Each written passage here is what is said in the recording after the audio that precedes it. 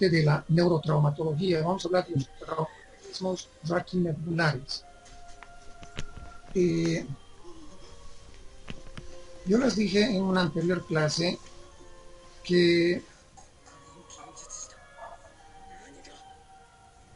los traumatismos raquimedulares frecuentemente se asocian con los traumatismos encefalocraneanos. De tal manera que frente a un TEC siempre hay que pensar la posibilidad de un trauma raquimedular, sobre todo cervical, que esté asociado conjuntamente con el TEC. Ese es el mensaje. Frente a un TEC siempre piensen la posibilidad que pueda existir un trauma raquimedular. Por eso es que dentro del ABC está ya permeable con el control de la columna cervical. Es decir, lo que vamos a hacer frente a un paciente que sufre un trauma es colocarle el collar cervical. Ya.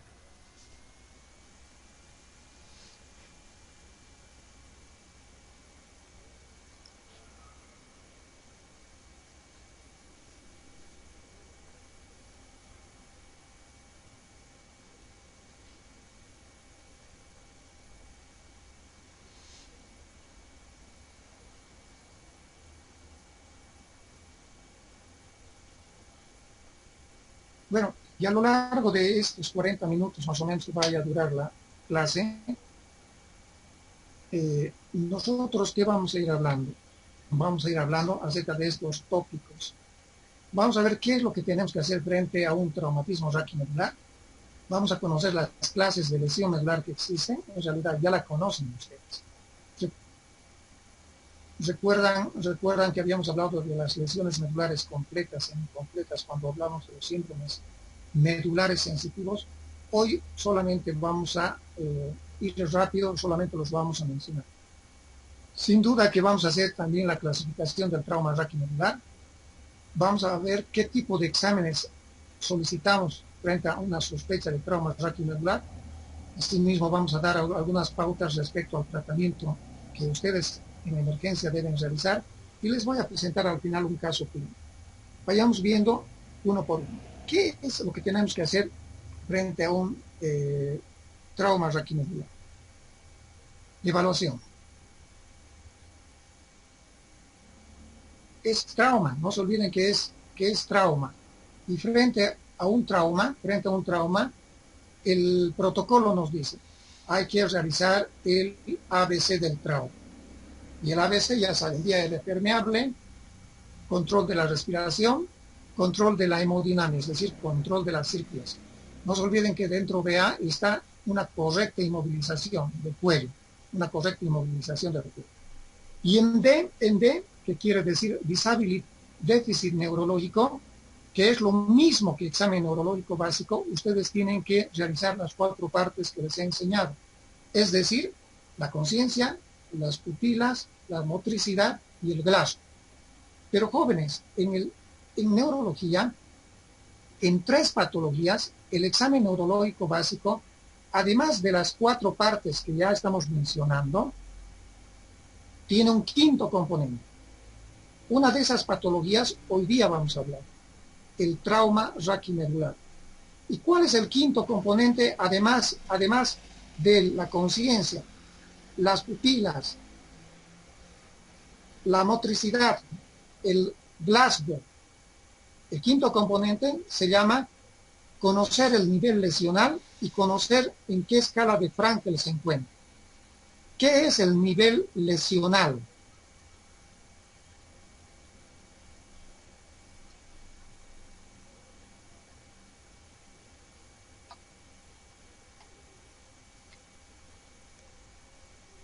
¿Qué es el nivel neurológico lesional? Se llama también nivel sensitivo. Es el nivel que aproximadamente nos dice dónde está probablemente la lesión. ¿Dónde aproximadamente está la lesión? Por eso se llama nivel lesional, o también se llama nivel sensitivo. ¿Dónde? ¿En qué parte de la columna vertebral está la lesión? Y para esto, jóvenes, lo que nosotros hacemos es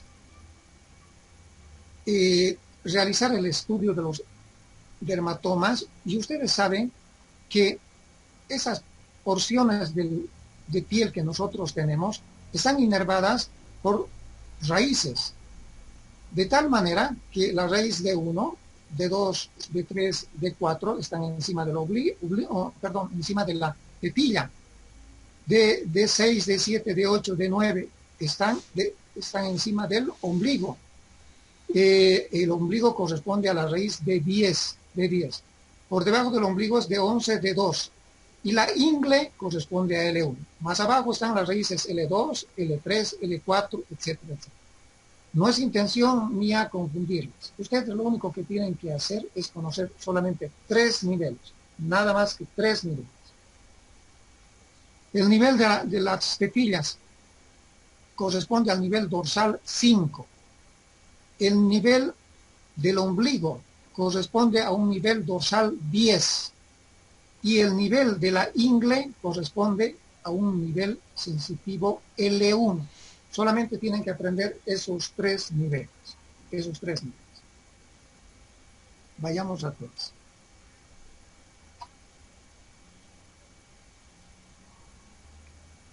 Cuando nosotros hacemos el examen neurológico básico, ya saben que conciencia, hay que ver en qué conciencia, en qué grado de conciencia está, si está despierto, no somnoliento, soporoso, comatoso. Hay que ver las pupilas, ¿ya? Si son isocóricas o anisocóricas. Y en el tercer componente está el examen motor. Cuando hacemos el examen motor de un trauma raquimedular, comprenderán jóvenes, ustedes tienen que ver en cuanto a motricidad, si el paciente si es una lesión cervical, tendrá una tetraparesia o una tetraplegia. Si es a nivel dorsal, columna dorsal o lumbar, el paciente probablemente vaya a tener una parálisis de las extremidades inferiores, que se llama paraparesia o paraplegia. Entonces, en el examen motor, que es el tercer componente del examen neurológico básico, ustedes tienen que ver si un paciente tiene tetraparesias o si un paciente tiene paraparesias.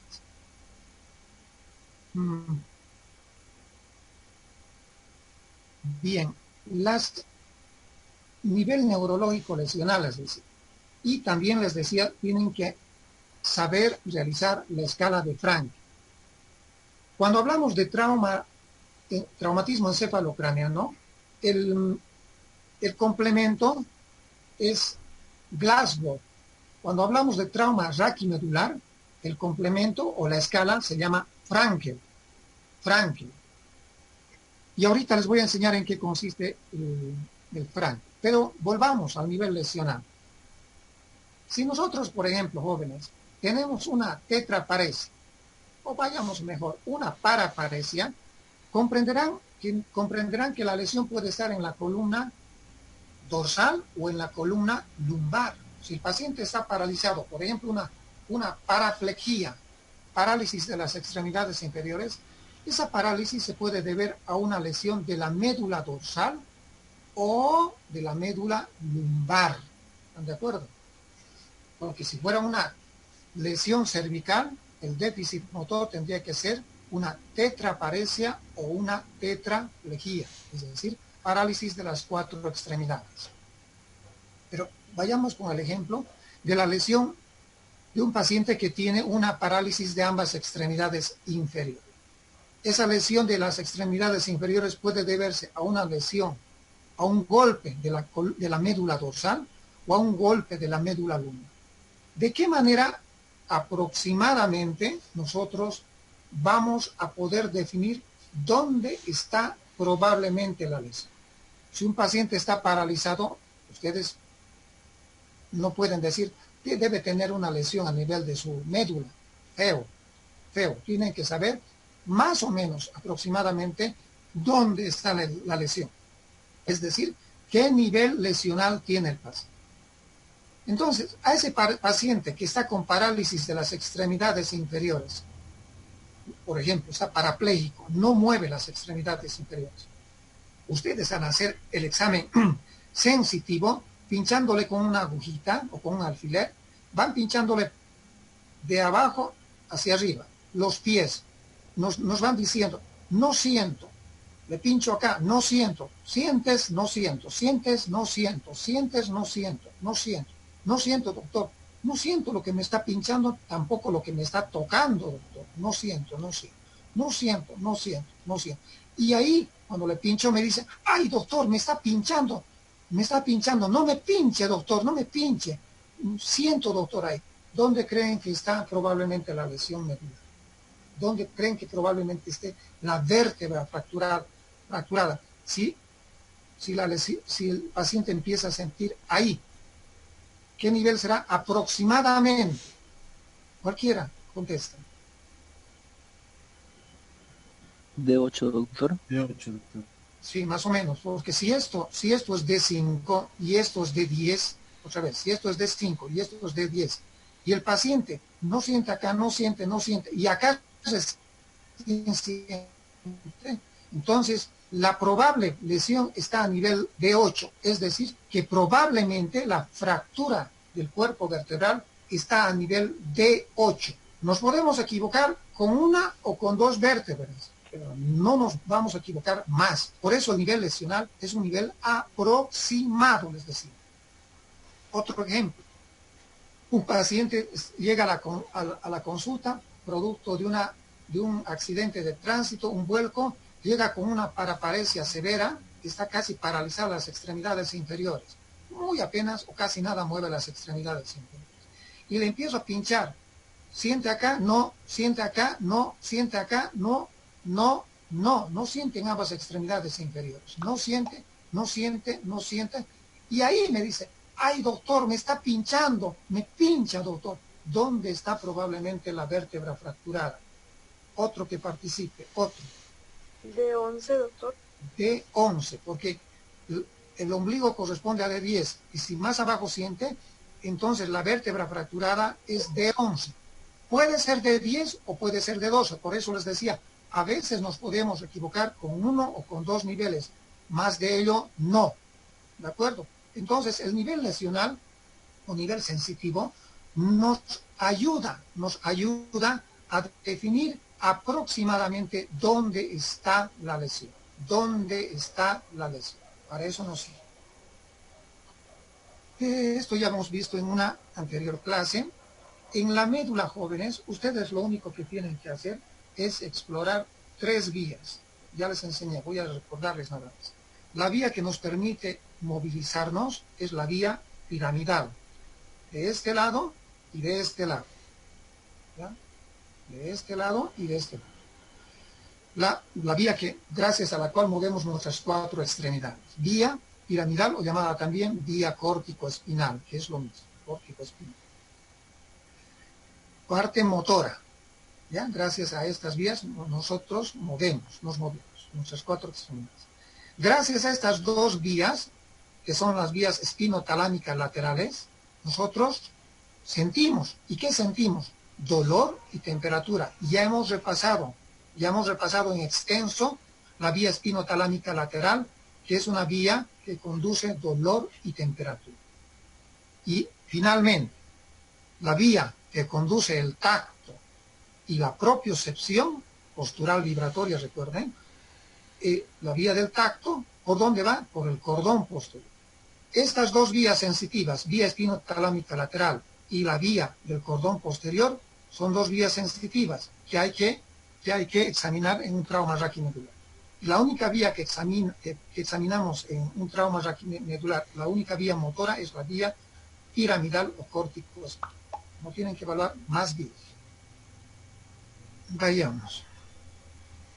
Les decía, vayamos de una vez. Vamos a hablar de esto.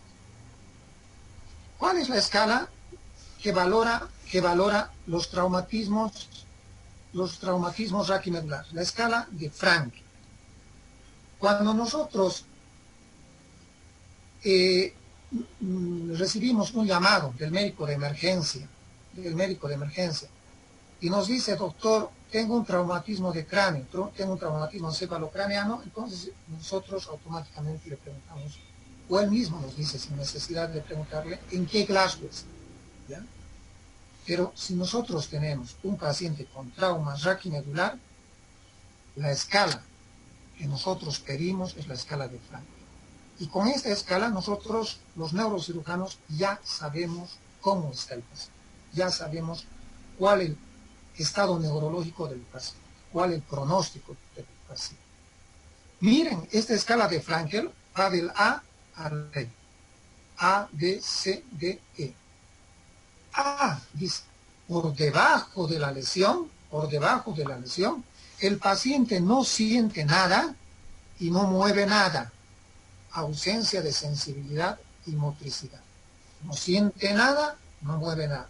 Es decir, dependiendo de dónde esté la lesión, si la lesión está a nivel dorsal, de aquí para abajo no siente nada. Y está, se supone, si es a nivel dorsal la lesión, parapléjica.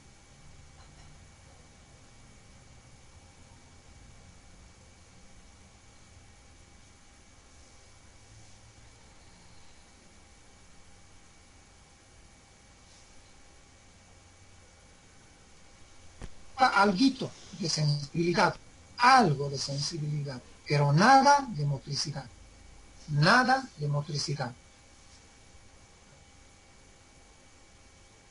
C, cuando conserva algo de sensibilidad y algo de motricidad, siento algo, puede mover algo por debajo de la lesión. Preservación de la sensibilidad y motricidad parcial. D, conserva la sensibilidad y tiene una motricidad útil que vence gravedad. Y E es un paciente como todos nosotros, es un paciente que tiene una función motora y una función sensitiva normal. Entonces, el A y el E son polos opuestos. En A no hay nada de motricidad ni de sensibilidad. Y en E es un paciente normal. Y en el intermedio B, C y D hay conservación parcial de sensibilidad y motricidad.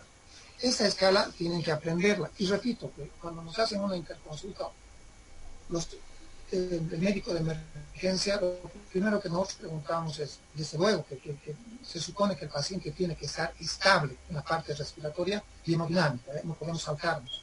Pero ya cuando el paciente está estable y estamos evaluando el examen neurológico, le preguntamos esas dos cositas. ¿Cuál es el examen neurológico? Se supone que nos va a decir el paciente si está somnoliento, si está vigil, si está con pupilas isocóricas. ¿Ya? Le vamos a decir, ¿tiene algún déficit motor? Nos dirá, no, sí, nos dirá tetraparesias, nos dirá paraparesias. ¿Ya? Entonces, le preguntamos, además del examen neurológico básico, de esas 4 cositas, conciencia, pupilas, motricidad y plasma, le vamos a preguntar, jóvenes, además de eso, le vamos a preguntar quién tiene nivel sensitivo, y nos tiene que decir, sí, doctor, tiene un nivel de sensitivo de 4, de 5, de 2, de 3, de 6, etcétera, etcétera. Sabe, el médico de emergencia está muy capacitado para ello.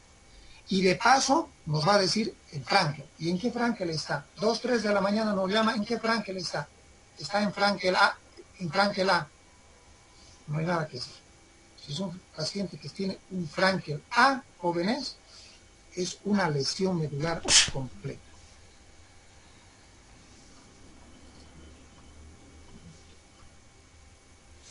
Es decir,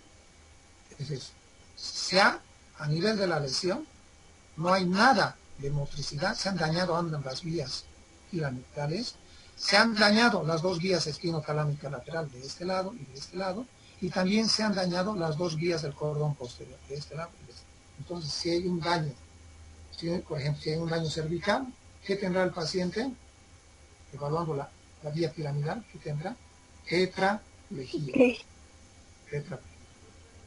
Evaluando la vía espinotalámica lateral, el paciente no sentirá las 4 extremidades. Extremidades superiores y extremidades inferiores no sentirán dolor y temperatura. Y no sentirá tampoco el tacto. Es decir, que por debajo de la lesión no hay nada no hay nada de motricidad y no hay nada de sensibilidad. Esa es la lesión medular completa. ¿Ya? Cuando viene la lesión medular completa, les decía, se ha cortado transversalmente la médula y no hay nada que hacer, el diagnóstico es pésimo. Nosotros tenemos la esperanza muchas veces que lleguen traumatismos raquimedulares con esta clase de lesiones parciales que no dañen toda la médula. Ya les he enseñado en una clase. Se llaman lesiones medulares incompletas. Les he enseñado. El síndrome de Snyder, les he enseñado, ¿cierto? Les he enseñado también el síndrome de la arteria espinal anterior. Estarán viendo que se está dañando. Por favor, ya les he enseñado en una clase. Toda una clase hemos visto lesiones medulares. Y hemos hablado también de la lesión medular del cordón posterior. Recuerden que por debajo de la lesión el paciente no siente nada de lesión del cordón posterior, nada de tacto ni nada de propiocepción, pero siente que dolor, temperatura, dolor y temperatura, dolor y temperatura, y también puede moverse. Ese es un ejemplo de lesión medular incompleta, lesión del cordón posterior. Y otro que hay que destacar y hay que recordarlo, no se olviden, el síndrome de Brown-Sequard, que les he mandado un trabajo en PDF. Recuerdan, les he mandado de una paciente, ¿no es cierto? Que lo tenemos al año, no es frecuente, pero cuando viene hay que tomar en cuenta. ¿Por qué? Cuando el paciente tiene una lesión medular incompleta, una lesión de la mitad de la médula, les decía, en forma ipsilateral va a tener una parálisis del hemicuerpo, puede ser una hemiparesia si la lesión es cervical, y si la lesión es dorsal, una monoparesia, ¿no? Ipsilateral, ¿recuerdan? Ipsilateralmente también no va a sentir tacto, pero contralateralmente, el paciente contralateralmente no va a sentir dolor y temperatura. Si la lesión es izquierda, por ejemplo, de la médula, ¿qué va a tener el paciente? Parálisis del hemicuerpo izquierdo. No va a sentir nada en el hemicuerpo, tacto en el hemicuerpo izquierdo, ¿ya? Y dolor y temperatura no va a sentirlo en el lado derecho. Brown-Sequard, que lo estoy repitiendo porque es muy importante. Y lesiones medulares completas, no hay nada más. Frankel, ¿listo? Se supone, jóvenes, que cuando hay un trauma raquimedular, sobre todo con lesión medular completa, por debajo de la lesión el paciente no siente dolor. No siente dolor. Y cuidado, puede tener un abdomen agudo. Es decir, que cuando hay lesiones medulares, cuando hay trauma raquimedular, por favor, evalúen tórax, evalúen abdomen, porque el paciente no siente dolor.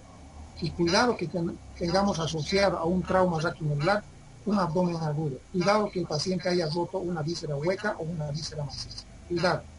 Vean. Si quieren tener una seguridad, háganle una ecografía. Cuidado. Muchas veces pasa desapercibido un abdomen agudo en un paciente con trauma raquimedular porque no siente por debajo de la lesión el paciente nada. Bueno, vayamos a ver qué exámenes se debe solicitar. Jóvenes, yo les pido por favor que presten mucha atención a estas cosas. TEC y trauma raquimedular son el pan de cada día de todos los hospitales. De tercer nivel, casi todos los días estamos esperando traumatismos de cráneo y traumatismos raquimedulares. Tomen en cuenta, por favor, aprendan, les estoy enseñando los conceptos de la AQLS. ¿Qué vamos a ver en un paciente que tiene una sospecha de lesión de columna cervical? Le vamos a pedir, ustedes en el campo no tendrán tomografía, pero sí tienen radiografía de columna cervical. ¿Ya? Es suficiente para diagnosticar lesiones cervicales. ¿Qué vamos a ver? ¿Qué tiene que ver el médico? Tiene que ver en una radiografía de columna cervical, primero, contar las 7 vértebras cervicales. 1, que es el atlas, 2, que es el axis, 3, 4, 5, 6 y 7. Son las 7 vértebras cervicales. Si están solamente 6 vértebras cervicales, debe repetirse la radiografía de columna cervical. Debe repetirse. ¿Por qué? Porque las vértebras que más frecuentemente se fracturan o se luxan jóvenes son las 5, las 6 y las 7. Y al último les voy a dar un caso de un paciente con un trauma, con una fractura cervical C7. Y van a ver, bien, no pueden pasar desapercibidos las 7 cervicales. Repito, si solamente están las 6, pues el paciente debe volver a radiografía. Nosotros ya tenemos protocolos en los hospitales. El radiólogo cuando ve solamente la sexta cervical tiene la obligación de repetirla. Ya no nos llama, tiene la obligación de repetirla, porque dicen, no, el doctor se va a molestar. Tienen que estar las 7 vértebras. 1, 2, 3, 4, 5, 6, 7. Radiografía de columna cervical perfectamente.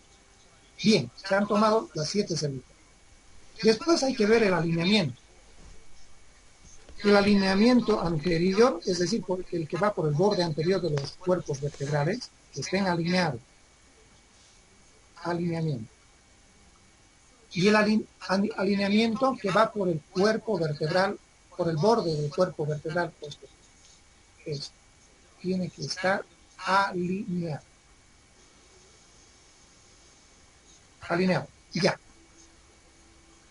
Porque si no están alineados, jóvenes, como les voy a dar algunos ejemplos, si no están alineados, comprendan, si no están alineados las vértebras, ¿qué va a pasar? Se va a ir hacia adelante.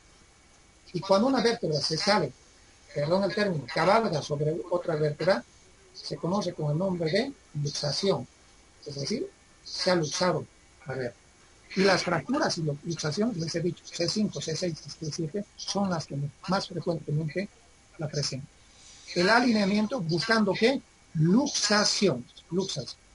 También vean el alineamiento del borde posterior de las espinosas, que estén más o menos alineadas. Hay una curvatura normal, pero alineada.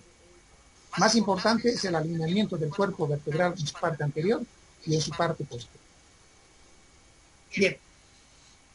¿Qué más hay que ver? Fuera de ver las 7 vértebras cervicales, el alineamiento, por favor, no está escrito acá. Tomen en cuenta, vayan buscando vértebra por vértebra la presencia de fracturas o aplastamientos. Tercer parámetro, búsqueda de fracturas, ya sean lineales o ya sean aplastadas.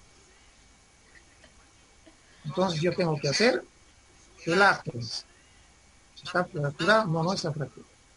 El axis con su apófisis odontoides está fracturado, no está fracturado. La tercera vértebra cervical, el cuerpo vertebral, no está fracturado. Tampoco la espinosa. El cuarto tampoco no está fracturado. El quinto tampoco no está fracturado. Sexto tampoco. Cuerpo por cuerpo vertebral, tratando de buscar fracturas.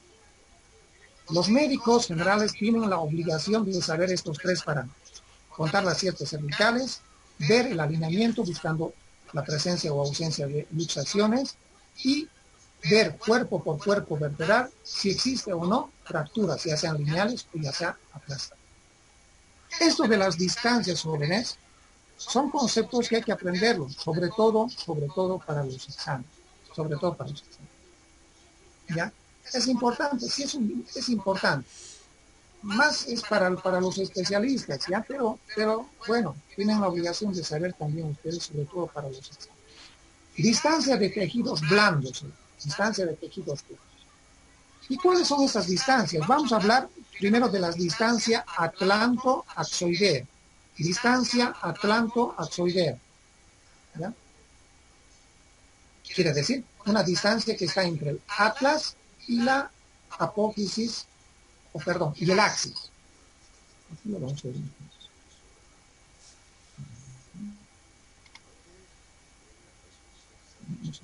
Miren, este es el cuerpo vertebral número 1, llamado atlas. Todo esto es el atlas. Y el atlas es como un anillo, ¿recuerdan? Si lo ven por atrás, es este. ¿No es cierto? Lo abrimos, es este. Estamos viéndolo así, más de esta manera, por atrás. Yo lo estoy abriendo así, ¿de acuerdo? Le atrases como un anillo y luego lo abro. Lo abro.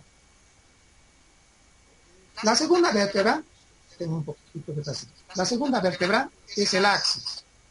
Y el axis es ese. El axis tiene una espinosa, tiene un cuerpo vertebral y tiene una apófisis que se entra por encima del atlas, por encima del atlas. Esta apófisis se conoce con el nombre de apófisis odontoides. Apófisis odontoides. ¿Ya? El axis. Repito, con su espinosa, por favor vea, su espinosa, su cuerpo vertebral y su apófisis odontoides. Vean que la apófisis odontoides está llegando más hacia arriba del atlas. Vean, este es el cuerpo, este es el atlas, este es el arco anterior del atlas y este es el arco posterior del atlas. Este es el arco anterior del atlas y este es el arco posterior del atlas. Entonces, si nosotros estamos así, el posterior, el atlas está así. El atlas, la primera. Lo he abierto al atlas, ¿ya? Lo he abierto al atlas, esto que vemos acá es el cuerpo, o perdón, el arco anterior. El arco anterior, donde está mi bolígrafo. Miren, esto va a ser la odontoide, perdón, el axis. Y el axis tiene una apófisis, se llama la odontoide. Miren qué es lo que voy a hacer.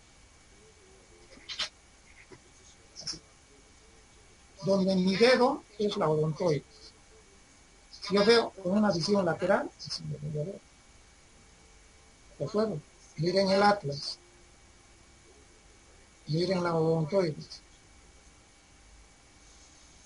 Miren el atlas. Miren la odontoide. Bien. Ahora, si yo hago un corte así, visto desde arriba, van a ver que entre el atlas y la odontoides hay un espacio donde voy a colocar mi bolígrafo.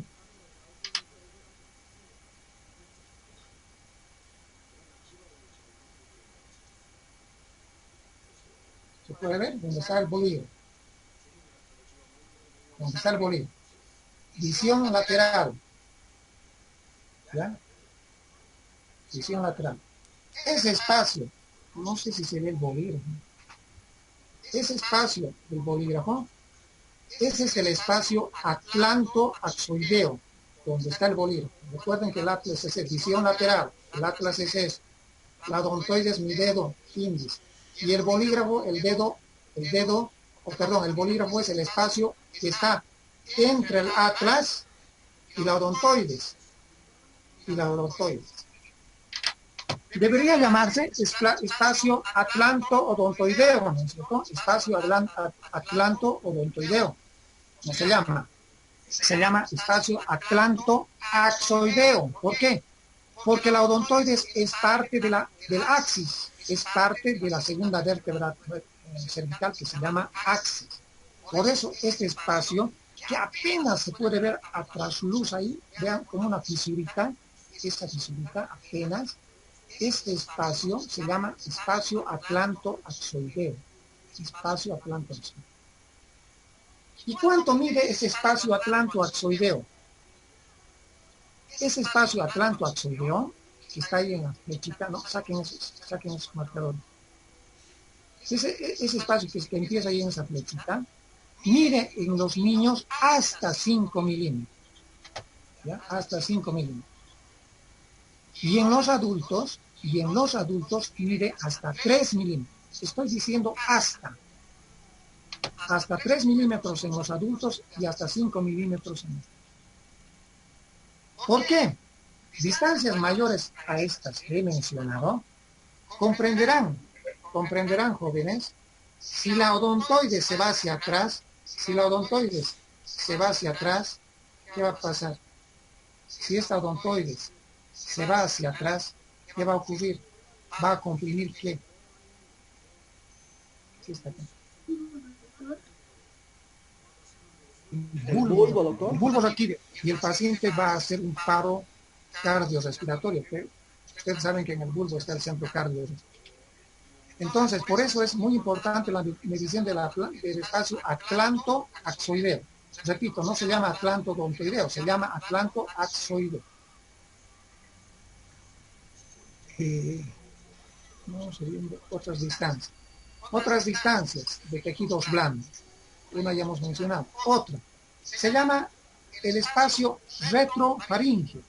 Espacio retrofaringeo. Y el espacio retrofaringeo, ¿dónde se lo mide? A nivel de la parte inferior del cuerpo vertebral 2. A nivel del cuerpo vertebral, perdón, cervical 2. Es decir, a nivel de la parte inferior del axis. Aquí, en la parte inferior del axis. Acá. ¿Ya? Se llama espacio retrofaringeo. Miren que la faringe es de este color negro, radiopaco, en una radiografía simple. Miren, esta es la faringe. Más abajo que tenemos la laringe, y más abajo todo lo que es negro, y más hacia abajo es la tráquea. ¿Ya? Retrofaringeo, porque está detrás de la faringe. Y este espacio retrofaringeo, vean por favor, es esta pequeña porcioncita que va de la pared posterior de la faringe, de acá, a la pared anterior del axis. Es todo lo que estoy marcando en este momento. Todo este trayecto, todo esto, se llama el espacio retrofaringeo. ¿Y cuánto mide el espacio retrofaringeo? Mide, en los niños, en los adultos hasta 5 hasta 7 milímetros. 5 a 7 milímetros. ¿Ya? En los niños es un espacio que no se lo mide porque es variable. No es confiable este espacio. En los niños, repito, en los adultos 5 a 7 milímetros y en los niños no tiene un valor fiable. El otro espacio, el último espacio que vamos a mencionar, es un espacio que está, miren, se ha dicho, esto es la faringe, todo esto es la faringe, todo esto es la laringe, ¿ya? Y todo esto es la tráquea. El espacio retrotraqueal se lo mide a nivel del cuerpo vertebral C6.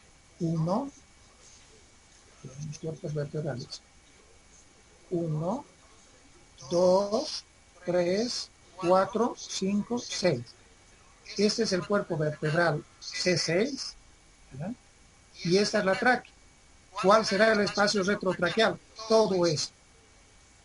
Entonces, un poco más claro. Este es el espacio retrotraqueal, está detrás de la tráquea, medible enfrente de la vértebra cervical C6, ¿no? Enfrente de la vértebra cervical C6. ¿Cuánto mide? En los niños, hasta 14 milímetros.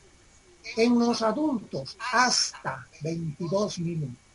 Hasta 22 milímetros. Estos dos espacios, el retrofaringeo y el retrotraqueal, cuando son mayores, significa que probablemente haya una lesión vertebromedular. Probablemente. Esa es la importancia de conocer estos espacios, además del espacio atlanto-axoideo que les he dicho. Pero no se olviden que si bien cierto los espacios, las distancias tienen que saber ustedes, ¿verdad? Lo más importante, lo que siempre tiene que quedar en la memoria de un alumno, de un interno y de un médico general en un servicio de emergencia son 3. Contar las 7 vértebras cervicales. No puede pasar un paciente si no tiene las 7 vértebras cervicales. 1. 2. Ver que estén alineadas, buscando si hay o no luxaciones. Y 3. Analizar cuerpo por cuerpo vertebral, buscando si tiene o no tiene fracturas, además de los cuerpos sus espinosos. Si hay fisuras, si hay fracturas, si hay aplastamientos, etc. Y las distancias tomen en cuenta para los exámenes. Que les voy a preguntar, no sé en qué, si en el primer parcial. Sigamos. Jóvenes, cuando no se puede ver las 7 vértebras cervicales, como por ejemplo, vean acá. Vean acá. 1, 2, 3, 4, 5, 6. ¿De acuerdo? Otra vez. Primera cervical, ápice. Segunda cervical, ápice.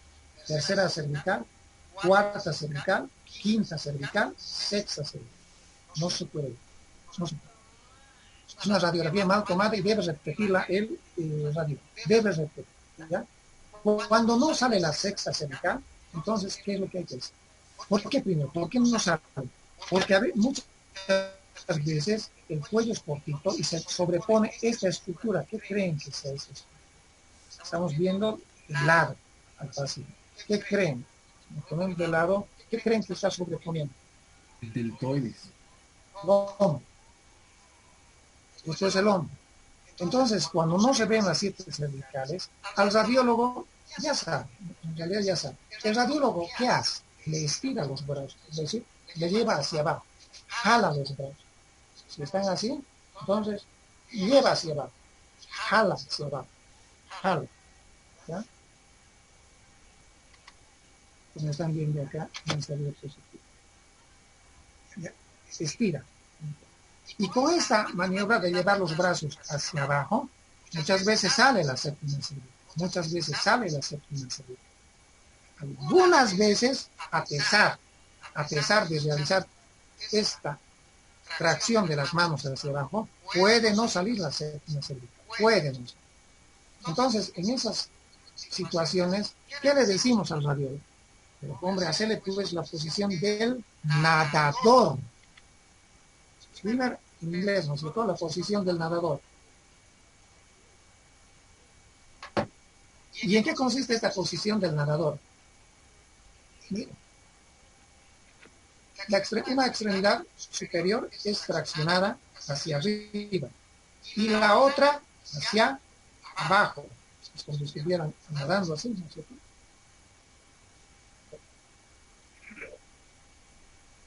Y ya. El rayo o mejor dicho, el tubo de rayos va a entrar por el hueco de la axila y la placa va a estar al frente. ¿Ya? Entonces, este rayo va a entrar por la axila y pues a través de esta posición del nadador, se van a ver las 7 vértebras cervicales y específicamente se van a ver las últimas cervicales que son las que estamos teniendo duda. ¿Ya? La posición del nadador. La posición del nadador. En la práctica, yo les enseño, jóvenes, esto porque ustedes van a ser provincia en algún momento o algunas veces van a tener que trabajar en hospitales de primer o segundo nivel y tienen la obligación de conocer estos conceptos. A veces o mejor dicho, en un hospital de tercer nivel, para no estarlo manejando al paciente muchas veces, ¿qué es lo que hacemos? En hospitales de tercer nivel, nosotros tenemos tomografía. Entonces, cuando un paciente sufre un trauma, ¿qué es lo que hacemos? Le hacemos una tomografía de cerebro y automáticamente le hacemos una tomografía de columna para que al paciente no lo estén llevando a la sala de radiografía, sí, directamente lo hacemos. Es un hospital de tercer nivel. Ustedes tienen que prepararse con cosas básicas, tienen que saber cosas básicas, porque van a trabajar en servicios de primer nivel y de segundo nivel. Van a trabajar en las provincias y tienen que saber estas cosas. Bueno, eso es lo que tienen que hacer. Miren, es una fractura, una luxofractura de la odontosis. Se supone que este paciente está tetrapléjico y tiene un pésimo pronóstico. Vayamos viendo otros casos. Miren, fractura. Primera cervical, es decir, el axis. Segunda cervical, el axis con su odontoides. Tercera cervical, cuarta cervical. Miren, quinta cervical. Hay una luxación, vean. No hay una columna cervical alineada. Primero les decía, hay que contar las 7 vértebras cervicales. 1, 2, 3, 4, 5, 6, 7. Inclusive sale la de 1. La de 1. Bueno, ya hemos contado. Pero al contar también nos estamos viendo el alineamiento. Y dentro del alineamiento estamos viendo que esta columna cervical no está alineada. 1, 2, 3, 4, 5. Hay una luxación, una luxofractura C5, C6. El cuerpo vertebral C6, C2. Una retrodistesis de C6. ¿Sí? Vayamos viendo otro ejemplo. 1, 2, 3, 4, 5, 6, 7. Están las 7 cervicales, pero desgraciadamente a nivel 1, 2, 3, 4, 5, C5, C6, hay una luxación. Hay una luxación C5, C6. En C6 se iba a hacer. Hay una luxofractura C5, C6. Nosotros, como vamos a ver más adelante, ¿qué hacemos dentro del tratamiento? Les hacemos tracción cervical y lo explicamos, ya sea por vía anterior o por vía posterior. 1, 2, 3, 4, 5, 6. Fíjense. ¿Qué vamos a hacer respecto al tratamiento? ¿Qué detalles tiene que conocer el médico general? Si están sospechando, en todo paciente con TEC en general, siempre coloquen el collar cervical. Ese es lo que se preconiza. Siempre collar cervical. Paciente que sufre un trauma y no está con collar cervical, es mal. Pésimamente. Por favor, coloquen el collar cervical. Inmovilización, ya sea con collar cervical. Y si están sospechando de un paciente que tiene una lesión de columna dorsal o lumbar, le tienen que colocar las tablas, unas tablas, y tablas cortas y tablas largas. Tablas cortas que sostienen un segmento, ya sea de la columna dorsal o de la columna lumbar. Y hay tablas largas que abarcan los dos segmentos. Colóquenle una tabla. Bien, lo que tienen que hacer es inmovilizar al paciente. No se olviden, es trauma, tienen que hacer el ABC, es decir, vía aérea permeable con el control de la columna cervical, en A y en B tienen que ver si el paciente está respirando bien, si tiene dificultad respiratoria, buena entrada de aire o no, vean P.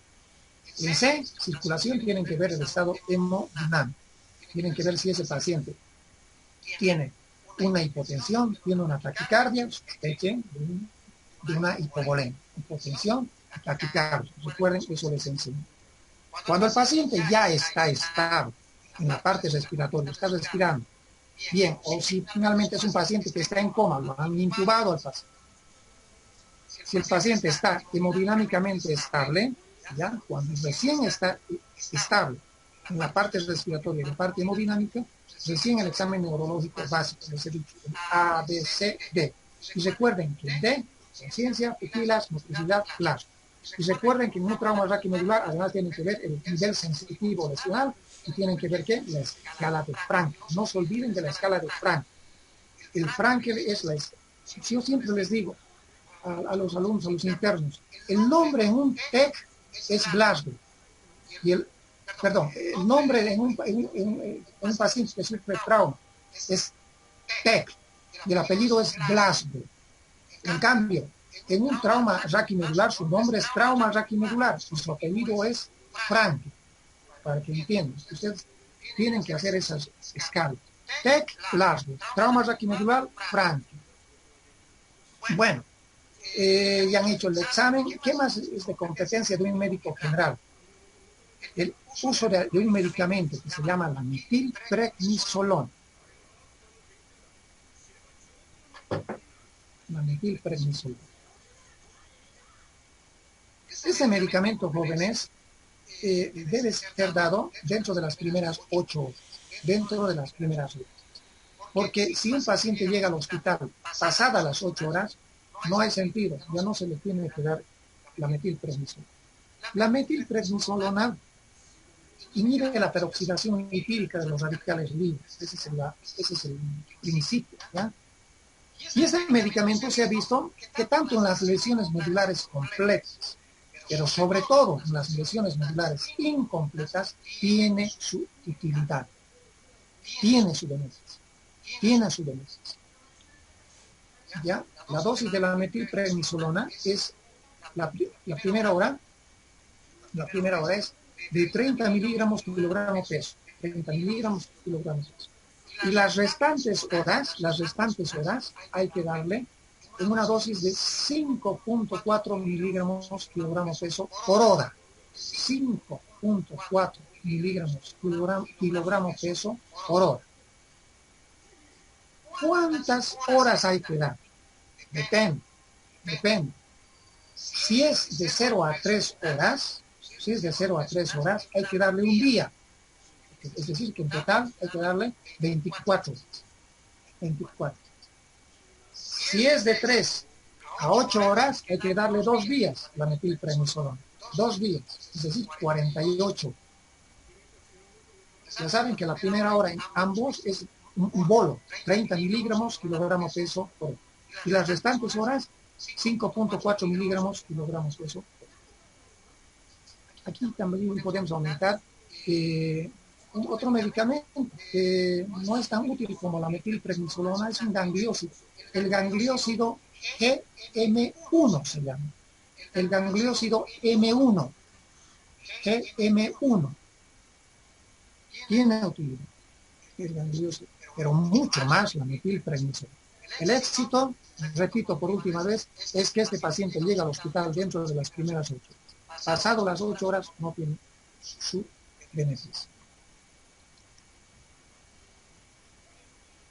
Estos dos conceptos hay que saberlo todos. El síndrome del Sigora, que se presenta más que todo en niños y en escolar, ¿ya? Más que todo. No es exclusiva, pero es más frecuente de niños y de escolar.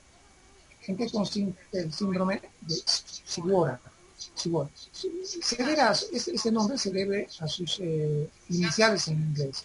Spinal Cordon Injury Without Radiology Anormalidades. ¿Qué quiere decir? Es un paciente en quien without, ustedes saben que es no hay, sin quiere decir en inglés. Es un paciente que no tiene anormalidades radiológicas y tiene sí una injuria del cordón espinal, tiene una lesión de la médula espinal. Es decir, es un síndrome en quien le hacemos estudios de radiografía, de tomografía, y no hay nada. Pero ¿qué pasa? El paciente, por ejemplo, está tetrapléjico si tiene una lesión de columna cervical, tetrapléjico. Le hacemos una radiografía y una tomografía de columna cervical, no hay nada. No hay fracturas, no hay luxación, no hay luxación. Por eso este síndrome dice sin anormalidades radiológicas, sin anormalidades radiológicas, ¿ya? Pero entonces, ¿por qué? ¿Por qué se presenta? Lo que ocurre, jóvenes, es que las vértebras de los niños y de los escolares son vértebras más flexibles, más elásticas, y pueden hacer un juego, ¿ya? Esta flexibilidad no necesariamente va a producir luxaciones, sino va a ser un juego, les decía, es demasiado flexible la columna. Pero esta flexibilidad, ¿qué va a pasar? En algunos pacientes va a ser demasiada flexibilidad e internamente, por favor, no va a dañar no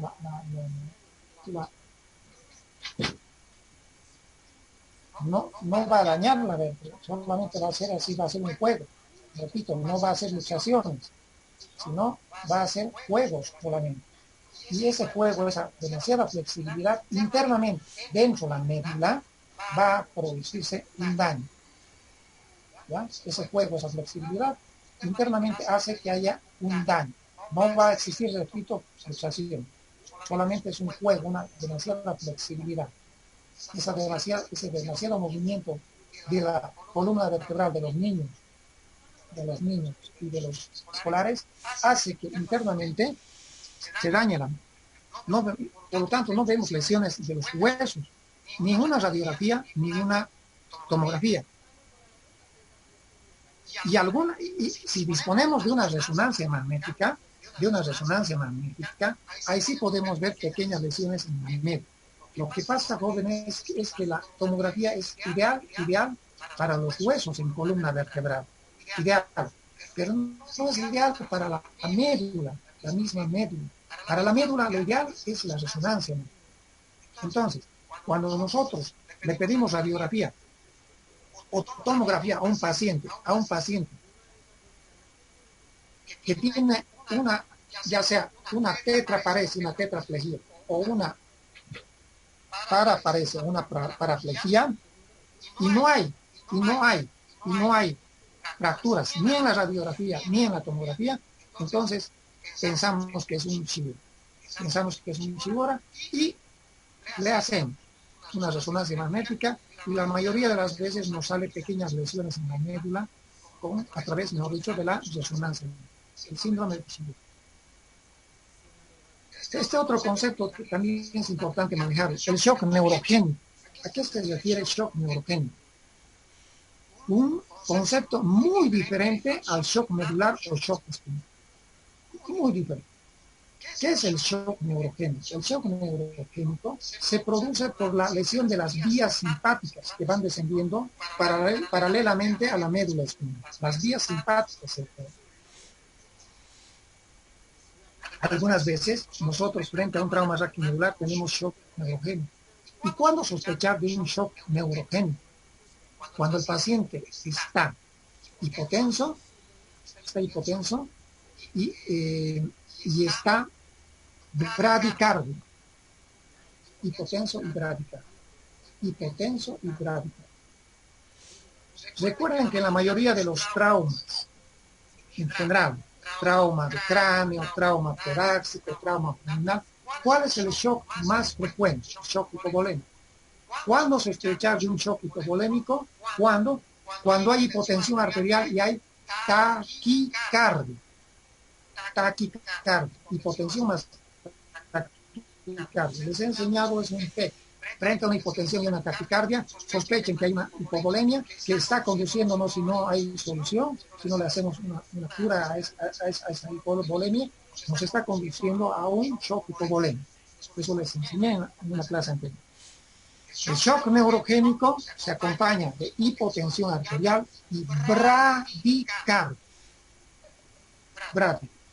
Algunas veces, jóvenes, en los servicios de emergencia, si es un trauma raquimedular, también lo más frecuente va a ser un shock hipovolémico. En todo trauma de cráneo, de columna, abdomen, torácico, cualquier trauma, el shock más frecuente es el hipovolémico. Pero si nosotros tenemos un trauma raquimedular y tenemos que frente a un paciente que tiene bradicardia y hipotensión arterial, repito, shock neurogénico. Les estaba comentando que algunas veces en los servicios de emergencia vemos y el médico nos dice está con hipotensión, pero doctor, no puede subir su presión arterial. Le he colocado 3 litros, doctor, de Ringer lactato y no me sube su presión arterial. Sigue, doctor. Le estoy colocando ya el 4º litro, pero su presión arterial sigue en 70-50. Y yo le pregunto, ¿y cuánto está su frecuencia cardíaca? No lo he tomado. Vale, ve en el monitor cuánto está. Su frecuencia cardíaca 40, me dice, 40, 50. Está con bradicardia, eso es un shock neurogénico. Y por más que le coloques 5, 10 litros, no vas a reponer eso. Es decir, no vas a solucionar su shock neurogénico. El shock neurogénico no se repone con volumen, no se repone. ¿Con qué se trata? Con atropina. Con atropina se puede solucionar el shock neurogénico. O levantándole las extremidades inferiores, pero sobre todo con atropina, el shock neurogénico. Este concepto ustedes lo han conocido la primera clase, el segundo. Shock medular o shock espinal. ¿Qué es el shock medular o el shock espinal? Es la segunda fase del síndrome piramidal. Recuerden que en el síndrome piramidal hay 2 fases. La fase flácida, por un lado, y la fase espástica. ¿Recuerdan? La fase flácida y la fase espástica. Estamos hablando de las lesiones medulares complejas, ¿ya? La fase flácida y la fase espástica. Y la que mejor define el síndrome piramidal, es decir, la fase espástica. Y cuando hay lesión medular completa, esta segunda fase, que se llama la fase espástica, revisen el síndrome piramidal. Si hay un síndrome piramidal, por ejemplo, por lesión medular cervical, ¿ya? Se va a presentar la lesión medular, la primera fase, la flácida, que dura un par de semanas, 1 o 2 semanas o un poco más. Pero después de la fase flácida viene la fase espástica. Y la fase espástica, además de existir parálisis, por ejemplo, por lesión cervical, tetraplegias, que tiene que existir hipertonía, hiperreflexia, Babinski, ¿recuerdan? Babinski, les enseñé. Entonces, la segunda fase de la lesión medular completa o del síndrome medular con lesión medular completo, la segunda fase del síndrome piramidal con lesión medular completa se llama shock medular o shock espinal. Eso les enseñé en la primera o segunda clase. Ni miren, shock espinal o shock medular. Un concepto muy distinto al shock neuropático. Tomen en cuenta, por favor, jóvenes, estamos casi terminando. Cuando ustedes van y van a abordar un paciente con cualquier traumatismo, con cualquier traumatismo, lo primero que tienen que hacer es vía aérea permeable, control de la columna cervical. Coloquen el collar cervical, uno de los mejores aquí a todos los. Este es el collar cervical de filadelfia.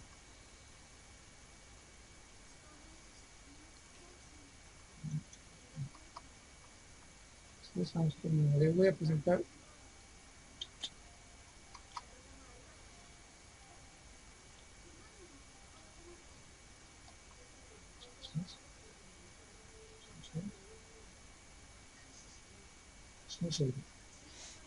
créame que muchos se han salvado, muchos pacientes se han salvado de quedar tetraplégicos por estos señores que hemos hablado, personal paramédico.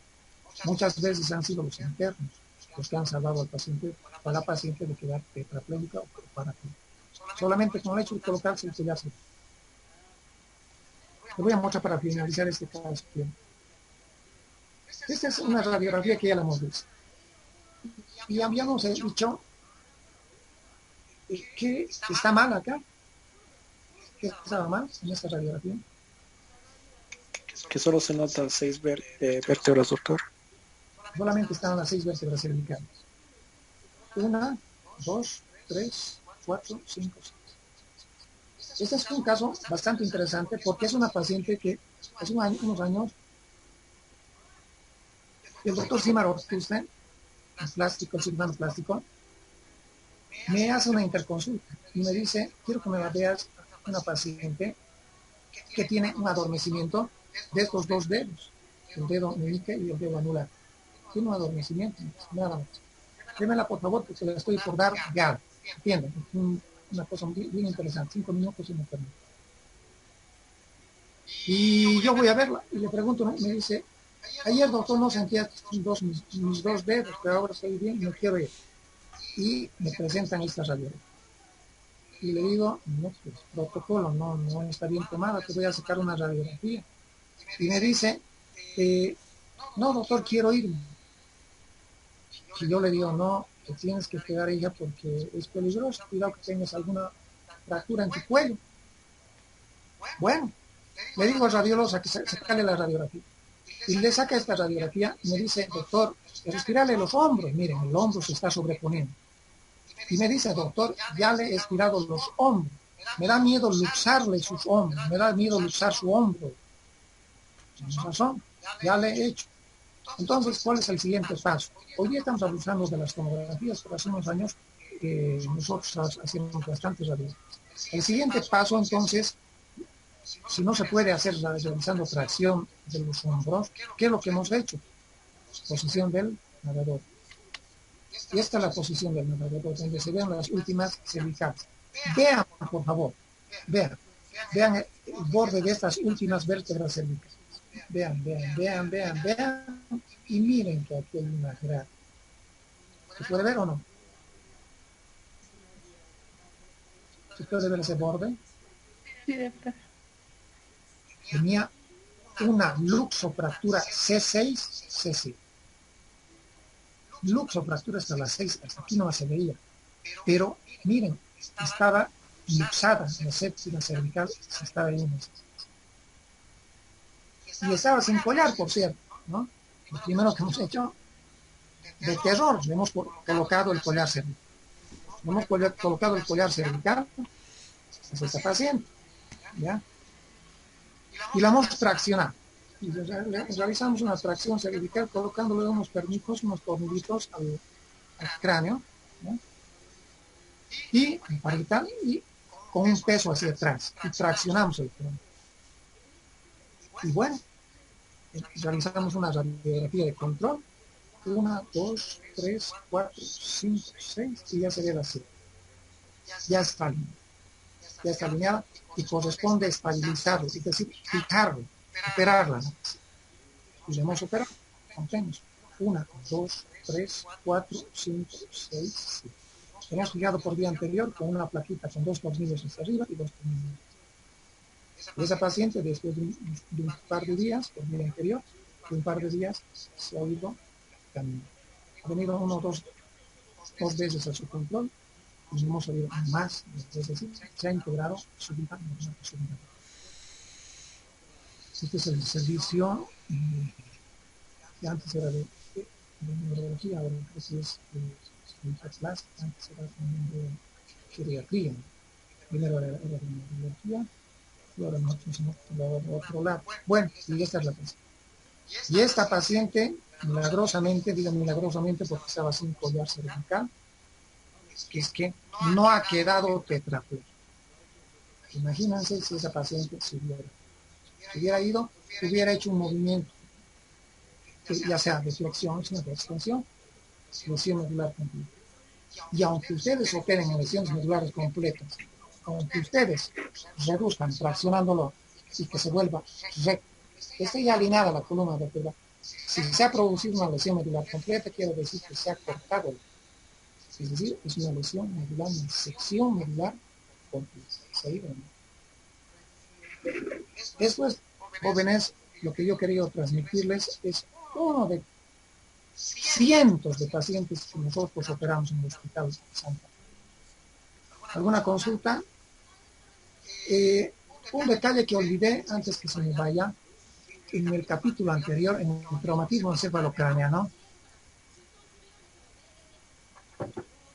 hablando del hematoma extradural, a veces cuando un paciente presenta una fractura y está desarrollando un hematoma extradural, se va a presentar a veces un espacio, un tiempo lúcido de conciencia. Es decir, que el paciente cuando sufre una fractura y va a hacer un hematoma extradural puede presentar una lucidez transitoria. Se golpea la cabeza, ¿ya? Hace una fractura, el paciente puede tener una lucidez de un par de minutos, ¿ya? Es un intervalo lúcido, así se llama exactamente. Pero después de ese intervalo lúcido, ¿qué pasa? El coágulo está creciendo. El paciente empieza a comprometerse de conciencia. Empieza a comprometerse de conciencia, empieza a entrar en somnolencia, sopor. Si no se opera, ya saben que se muere. Entonces, a tomar en cuenta ese detallito que a veces en los hematomas extradurales puede presentarse un intervalo lúcido de conciencia. Transitorio, un par de minutos. Ahora sí. Y ahora presto a sus preguntas. Tenemos 5 minutos para preguntar porque yo tengo que hacer otra cosa. Adelante. Doctor, buenas noches. Me gustaría que me aclare un poco acerca de, en el uso de corticoides mencionó de 0 a 3 horas y de a partir de las 3 a 8 horas. Claro. No lo entendí muy bien, por favor. Hay que dar metilprednisolona antes de las 8 horas. Pasada las 8 horas no sirve. No sirve el efecto, ¿no es cierto? Antes de las 8 horas. La diferencia está en la dosis nada más. De 0 a 3 horas, la primera hora hay que dar 30 miligramos, de 0 a 3 horas, ¿no? De 0 a 3 horas. La primera hora, 30 miligramos kilogramos peso. Y las restantes horas que vayas a dar, si es de 0 a 3 horas, son 24 horas. Hay que dar un día. Si tú pesquisas a un paciente que está dentro de las primeras 3 horas, tienes que tratarle un día con metilprednisolona. Donde ese día, la primera hora, tienes que darle 30 miligramos kilogramos peso. ¿Ya? 30 miligramos. Y las restantes 23 horas tienes que darle 5.4 miligramos kilogramos peso. Si es de 0 a 3 horas, un día.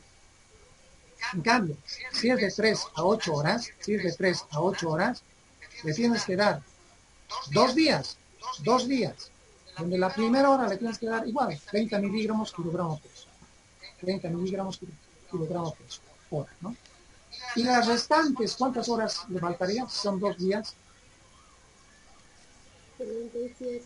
47 horas, le vas a dar igual 5.4 miligramos kilogramos peso. La diferencia está, si es de 0 a 3 horas, pues un día lo tienes que tratar. Si es de 3 a 8 horas, 2 días lo tienes que tratar. Pasado las 8 horas, no sé, ¿ahora sí se entendió? Sí, doctor, muchas gracias. ¿Alguien más?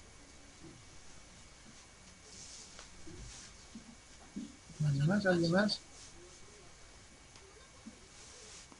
Sin miedo, hay 3 minutos más.